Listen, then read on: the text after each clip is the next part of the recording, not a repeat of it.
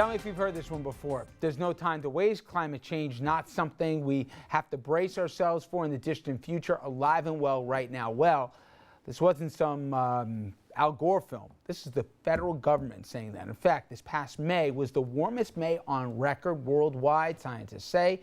Thanks to the ocean's warming waters, May's average temp on Earth was nearly 60 degrees Fahrenheit. Monday, the Supreme Court upheld the administration's power to cut greenhouse gas emissions from major emitters, and some of those industrial polluters, their power plants and oil refineries, as you expect. The ruling only partially upheld the administration's authority, exempting millions of small-scale carbon emitters like schools, for example, and small businesses, apartment buildings.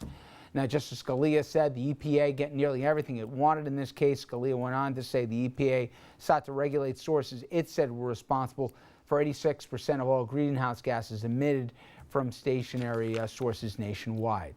Okay, so you got that, but then this plays out to how do you reach out and make a compelling argument to the American public on this? How do you convince the public that there needs to be some sacrifice to make this thing work? And how do you explain to everybody that this is bad business in the not too distant future? Because we're all going to pay for it. And Mayor Bloomberg, in addition to some other folks with some deep pockets, are putting their money where their mouth is, and they're making an argument. You've got the Treasury secretaries from Republican and Democratic administrations going all the way back to Nixon who are saying that as well. And they're saying, among other things, the Florida and Louisiana coastline, not that long from now, if you got a foot, 2, 3 feet of coastal waters rising, huge damages. Crop levels in the Midwest, it's going to be non-arable to do it. And then you're going to have to basically, it's going to get bad. And forget the fact about all the displacement, forget the fact what for our kids is going to be left behind and everything else. I've heard this before, though. Can you break through so the public says, yeah, you know what, I'll pay more for something, or I'll pay an additional tax if we do have these carbon taxes? How do you break through so the public says, Jesus, you know? Can't. I mean, you see, the American public is so reactionary to things. We have no sort of long-term plan. You look at gun control and gun violence, we're so reactionary. We don't wake up to do anything until after the fact. There are tornadoes, there are massive storms, there are droughts, there are floods, there are forest fires. Nothing's going to get done. People don't realize. All they see is, wow, this is so expensive to do, and it's going to cost my utilities are going to go up in price, food's going to go up in price, everything is going to get raised by 10, 20 cents, whatever it is. We can't do that. And unfortunately, we're so reactionary, and by the time we actually need to do something about it, it's going to be too late. I think I disagree with you to a point. I think people realize that natural disasters are happening, and they're happening with greater ferocity, and they're happening more. And I think most people do connect that to climate change. I don't think it's that difficult to sell for people to say, well, let's do something about it. The problem is that it is, in their minds, prohibitively expensive because they hear the warning signs that it's going to make everything more expensive, it's going to cost people jobs. I think if the argument is made that it won't be as bad as you're being sold, if it won't hurt the economy, if it won't hurt jobs, it's just a little pinch for a lot of benefit. I think you say it's going to be worse than you think if you don't do X. I'll tell you why. Right now, you live in the Nebraskas, the Iowas, or whatever else. By X time, you can't grow crops.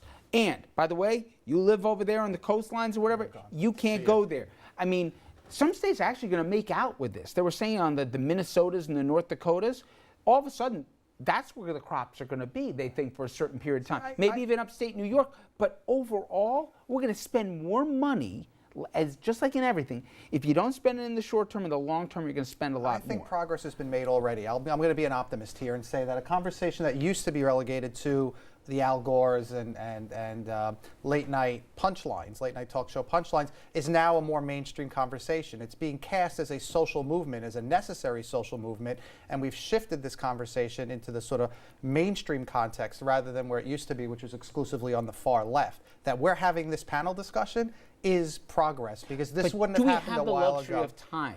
That's time, my question. We're actually talking about glacial time. We're talking about plate tectonic time. It's moving in the right direction, a little faster than that. But much like if it's a social movement, if it's a civil right for our future generations, for our children and grandchildren, the president says, progress. Andrew, that this is an election this is an election issue. The midterm elections, the Democrats can campaign on this because he believes that people feel like Michael here, that the public gets this, not just from the bad Ronald Emmerich movies, but that they get it, that this is happening and it's real. Anything can be an election issue if you sell it and pitch it to people properly. Because you're preaching sacrifice.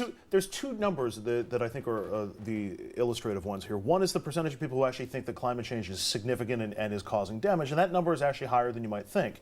But then in terms of this being a votable issue, I'm going to vote based on this, that number is really, really small. And you look at these states, you look at the Senate races, North Carolina, West Virginia, Kentucky, a lot of coal there. I mean, the majority of their industry is based on coal.